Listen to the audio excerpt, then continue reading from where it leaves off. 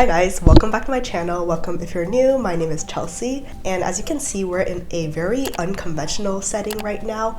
I set up this little corner here in my room because this video, as you can see, is different from my usual fitness or lifestyle type videos. If you don't know, I have an AMC A-list membership, and also I'm living right now here in Manhattan, so I thought, what better way to take advantage of this membership than go to every single AMC here in the city and make a tier list out of it. And then I remembered I have a YouTube channel where I can post all about my interests, and this is definitely one of them. I've had this membership since around like September, October last year, so not too long, but you better believe that I have taken advantage of this and just upped my movie watching by like probably 500%.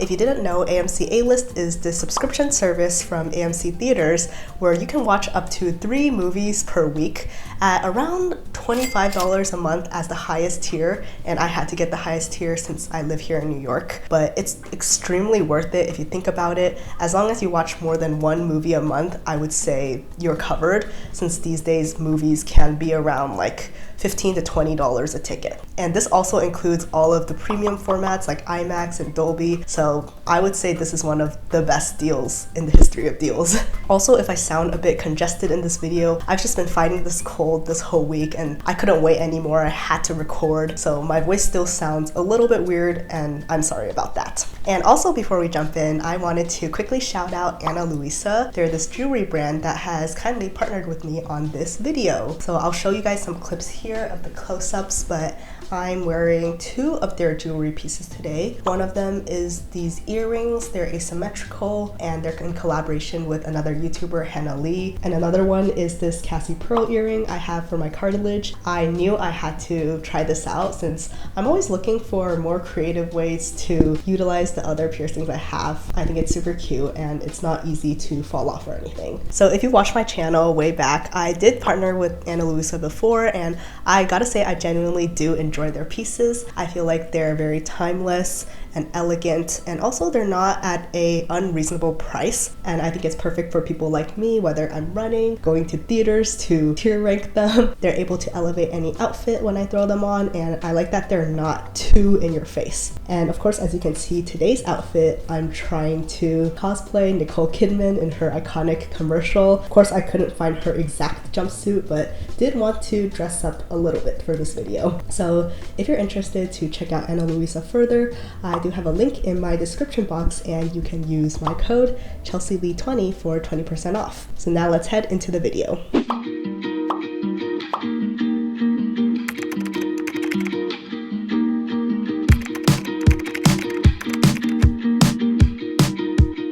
So I've compiled a bunch of my notes here for all the theaters, and I will be looking down occasionally to go through them. So that is what I'm doing.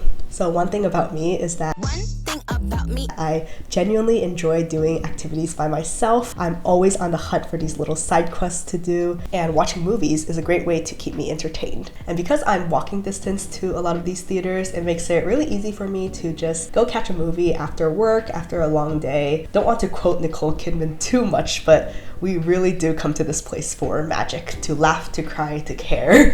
Because we need that, all of us. So in this video, I'll be hitting all 9 theaters in New York City. I know there's one close by in Jersey, but wanted to keep this within the city, and I will be tier list ranking all of them. So without further ado, let me introduce the different tiers. So first up, we've got S tier. This is Nicole Kidman approved. In fact, it may just be the theater that she goes to. Second, we've got A tier, which is heartbreak feels good in a place like this. That's it. Don't need to explain further. And then it's B tier, which is tolerable for a first date, though I honestly don't know how common movie dates are these days. I think I do see plenty of couples, but not sure if these people are on their first date. Then we have C tier, which is kept afloat by the franchises Scorsese hates. I know that there's this big debate about big movie franchises like Marvel and DC taking over theaters, but honestly, they might be saving some of these. And lastly, D, avoid if you can. Just bottom tier, try not to go here. So hopefully this video will be helpful to anyone who wants to go to AMC Theatres here in New York. I know it's kind of specific, but even if it's not helpful, hopefully you enjoy this video. I personally love watching these weird experience, trying different things videos. I was actually partly inspired by Eddie Burback and Ted Nivizin's video where they go to every rainforest cafe in the country. And right now my budget only allows me to go to all the AMCs here in the city, but maybe one day someone will go to all the AMCs in the country if someone has not done that already. So without further ado, let's just get into my rankings.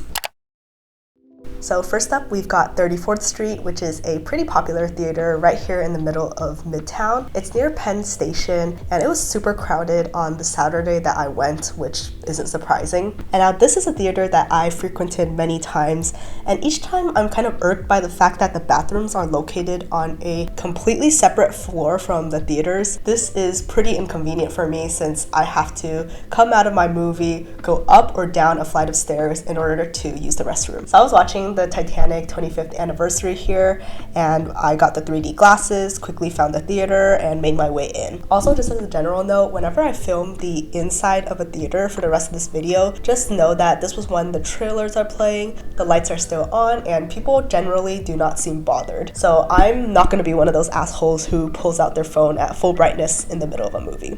Anyways, the Titanic was a blast, though I did need to go to the bathroom once while the ship was sinking, partly because I needed to and the movie was very long, but also because that shit was stressful, y'all. Like, I applaud James Cameron for getting us stressed about a ship that we knew was gonna sink by the beginning of the movie, but really, I just needed to take a breather.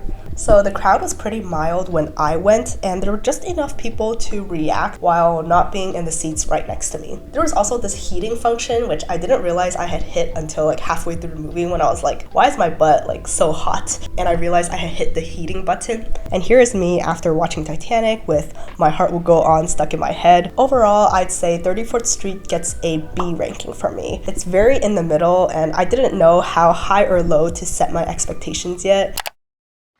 So next up, we've got Kips Bay, which I was kind of rushing to get to since I left my house late. This one is a bit of a walk as it's all the way on the east side, kind of far away from any major subway lines. I was gonna watch Everything Everywhere all at once for the 4th time here, so I guess it's okay if I was late. I really wasn't gonna miss anything. So for this one, you'll have to take an escalator up or down to get to the theaters, and the escalator was not working when I got there. They do have concessions on the 2nd floor, and sometimes they have them on the bottom floor as well. In my rush, I actually went into the wrong theater at first, and I got pretty embarrassed since I went all the way up to my assigned seat and realized that there was a movie playing that wasn't my movie, and also there was people in my seat. So I feel like people up there were like side-eye when I showed up and then quickly left. But I got to the right one just as the Nicole Kidman ad was playing, so I would say just on time. One thing about this movie was that I think the screen aspect ratio was not right, so some of the subtitles were getting cut off and some of the action too, honestly. I will give them points off for that since it was a bit annoying, but I'm sure it doesn't happen all the time.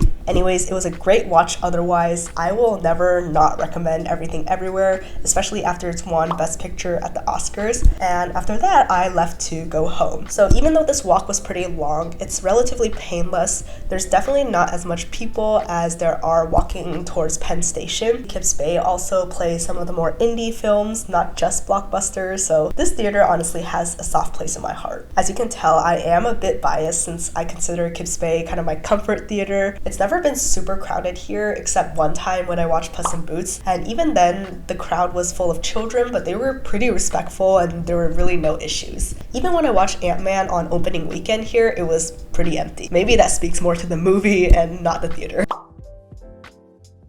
It's definitely not the most glamorous place for sure, but honestly, if you look outside, doesn't it kind of look like what Nicole Kidman was going to? Like if it was a rainy night and the mood is right, heartbreak definitely feels good in a place like this. So here the ranking is S tier because I am biased and I just enjoy indie films a bit more than the big blockbusters. I've always found that this theater has what I'm looking for, so gotta give them props for that. Now next up we've got Lincoln Square, which I believe is their flagship theater here in New York. So turns out I was wrong, and the AMC that has the most history is actually Empire 25, the one in Times Square. So just keep that in mind as I read off all of these facts to you guys. I actually did a tiny bit of research to look into why this theater was their flagship, and gonna read you guys a little bit of what I found. So originally this was the Empire Theater, which was the 8th theater on West 42nd Street. It was opened on September 11th, 1912, and later converted to a movie theater in the summer of 1942. So AMC later bought it, and actually the entire theater was lifted up and moved down the street to its present location. And there a new 25 screen theater was built around it, and this opened April 21st, 2000. So an IMAX screen was later opened on September 26, 2008, and this was the first digital IMAX in New York City. So of course I decided to watch 65, the new Adam Driver movie, here at the flagship location. I thought it was a blockbuster, and if there's anywhere that stories should feel perfect and powerful, it had to be here. So this AMC is really big, and I think sometimes actors and even directors show up to do like Q&A session before or after their movie, which is super cool, but I have yet to go to one of those. It is a bit confusing to figure out where all the escalators go, but you should be fine if you just follow the signs. And this theater does have the vibe of being in a live action theater, as the seats do not recline and you feel like you're facing a stage rather than just a screen. But even if you arrive while the trailers are still playing, it's really quite dark in there and you're kind of on your own to figure out where your seat is. So side note for this movie is that I was a little bit tipsy, and really it was kind of wasted on this movie. All I can say was that this was certainly a movie. My favorite thing about the movie is like it feels like a movie. There's not much to it. Adam Driver looking hot and fighting a bunch of dinosaurs. Honestly, I don't know if the movie was worth going to this big theater for. By the way, if you want to hear any more like stupid one-sentence reviews for the movies that I've been watching, you can find that my letterbox is linked below. So besides the movie being mid, there's really nothing mid about this theater itself. It's super well maintained, and there's also this one guy who is really enthusiastic about the movies who is scanning your tickets. I didn't get to see him this time around, but the 1 or 2 times I've been before, he was really happy to scan everyone's tickets, and he would like provide a little commentary on what the movie you're about to see is. So it's cool to see that there are people who really care about the movies working at the movies. Overall, I'd say this is a great place to experience the magic of cinema. It is receiving an A-tier ranking from me. So next, I headed up the west side to 84th Street 6th, and this is a far cry from Lincoln Square. It's kind of hidden amidst a bunch of scaffolding, so you might just miss it if you were on the other side of the street.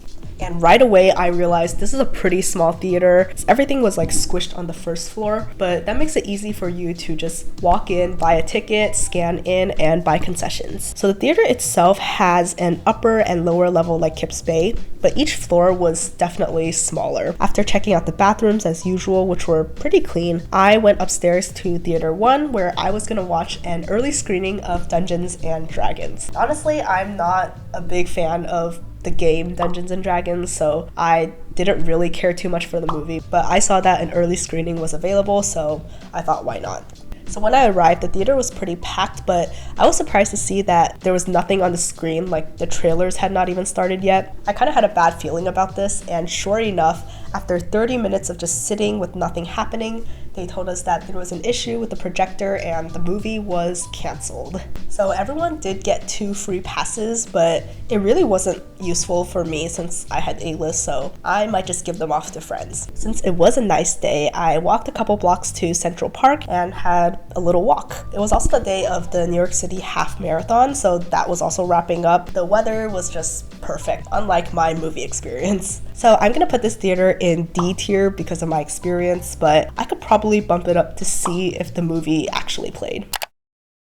Now onto Village 7. So this is the second time that I've made a location-based mistake in this video, which is 2 times too many. But I actually went to the 19th Street East 6th theater by accident, and I walked in and even showed the guy scanning the ticket my ticket before he was like, you're in the wrong place and you need to walk like a couple more blocks down. And I was like, oh shoot.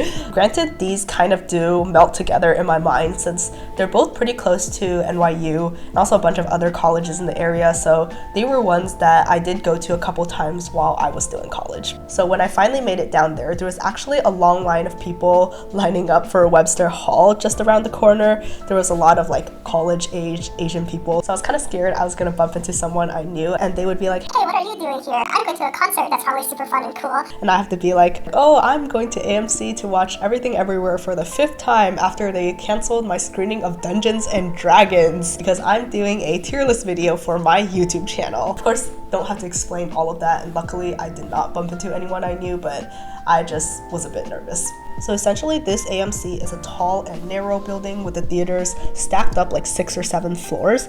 My theater was at the very top and I already went up a couple of escalators before I realized I should have just taken the elevator. And the theater was pretty packed since Everything Everywhere had just won Best Picture amongst a lot of other Oscars. But to be honest, this crowd was pretty dry. No one really acknowledged the Nicole Kidman commercial and few people reacted at the right times during the movie. And I know when you're supposed to react because I've watched this movie 4 freaking times by this point and I was like, y'all. And also the girl next to me pulled out her phone at least 2 times to text during the movie, so that was not ideal. So overall consensus as I was walking out of this theater is that these people are probably just catching up on the movie post-Oscars, and a lot of them could be younger given the college-friendly location, or they may just not have been big movie buffs and sold their soul to Nicole Kidman like I have. And another thing was that the bathrooms here were very small and they kind of creeped me out a bit because the lights did not turn on immediately. The alternation between escalators and stairs was also a bit annoying when I was getting to and from my theater. So I'm gonna put this in the C tier because it's definitely kept afloat by a lot of big franchises. When I was a freshman in college and Avengers Endgame came out, I remember this theater had lines going around the block. So definitely it's relevant when big movies come out, but other than that, it's pretty mid. Maybe you can bring your date here and afterwards you guys can go to like Ruby's Cafe or whatever. Yeah, nothing much to say. This is a C tier.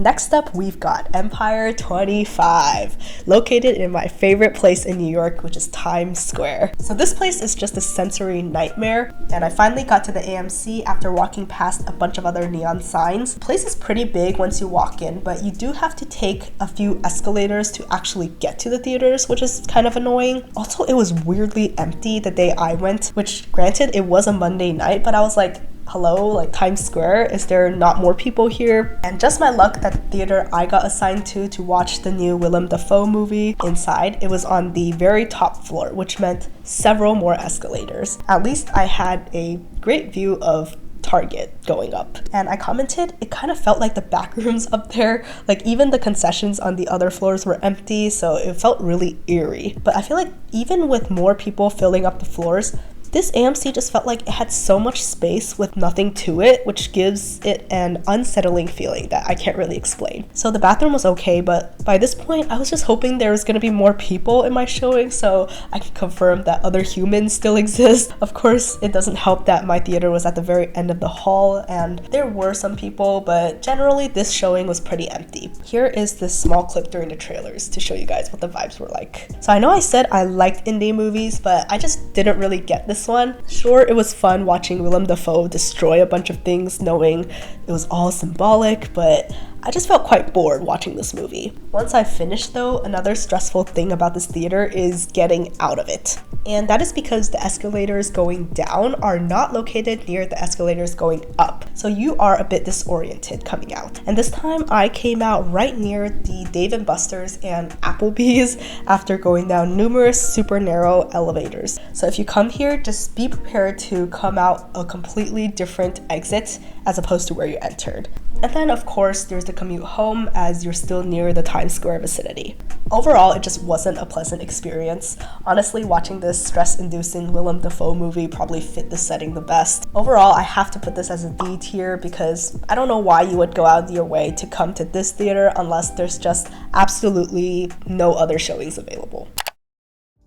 Now onto 19th Street East 6th, and this time I went to the right theater. I was gonna watch Creed 3 and it was a discount Tuesday, so I expected there was gonna be a lot of people there. This theater is also quite tight like Village 7, but instead of Village 7 where you have to go upstairs, everything is stacked down here, so you need to go downstairs. For this place, the seats were also the type where the footrest didn't come all the way up and it was a bit uncomfortable on the neck. The movie itself was pretty good, though I did fall asleep for a part of it, and even when they were fighting, I think it just wasn't the movie for me as I'm not very invested in the franchise. People gave pretty good reactions here, though I think it's because they were genuinely fans of the franchise. There's really not much to say about this theater. I also came here a couple times when I was back in college, so I think I'll give it a B. I think it's alright for a date since it's so close to Union Square and it has all the major movies, but it's really nothing special.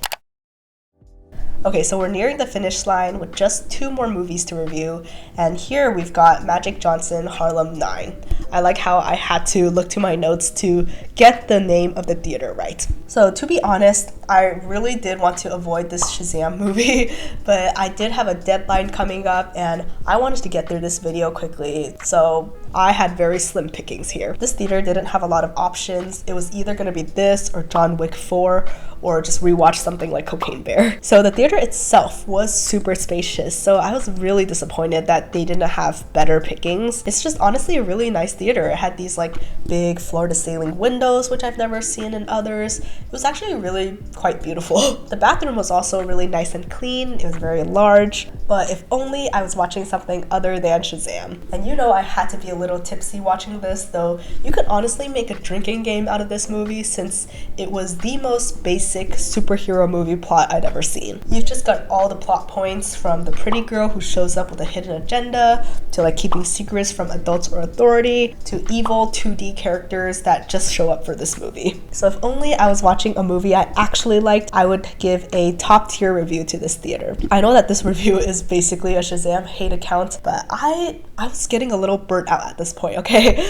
So I'm gonna put this in B tier because you can definitely bring a date here, but please just choose a better movie to watch that you guys both enjoy.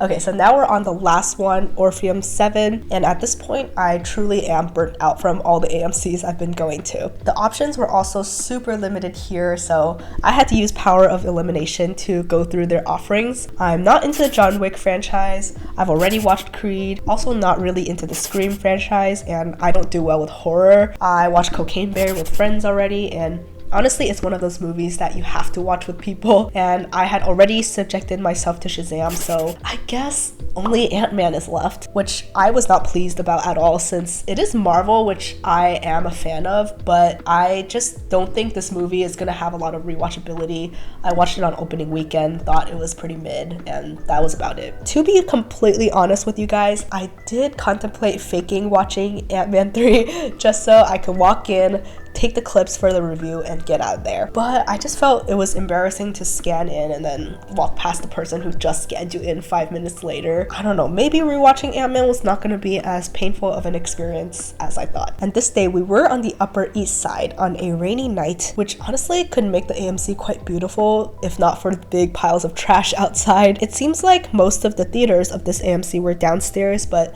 luckily mine was right there on the first floor past concessions. So the bathroom wasn't great, and for some reason they had this other sink squished in here too. I got there like way too early, so I was able to film these clips of what the theater looked like. And honestly, it kind of reminded me of my lecture hall back in university with the folding chairs and the structure, but the chairs were pretty comfortable as I actually fell asleep for a part of this movie. Though actually, I don't know if that speaks to the chairs or the movie.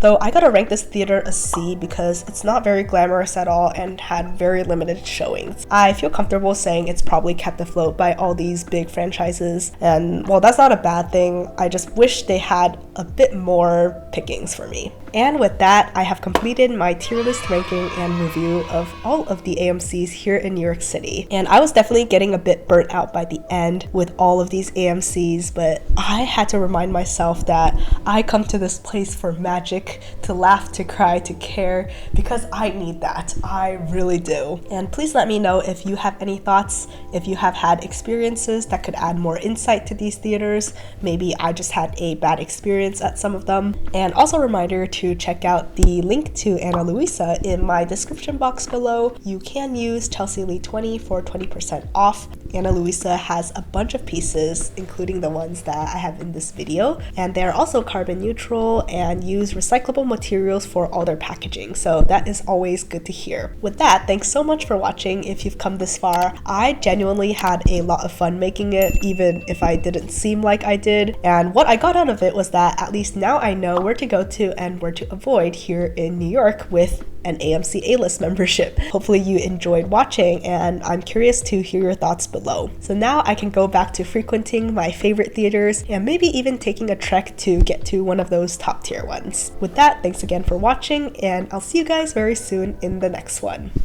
Goodbye.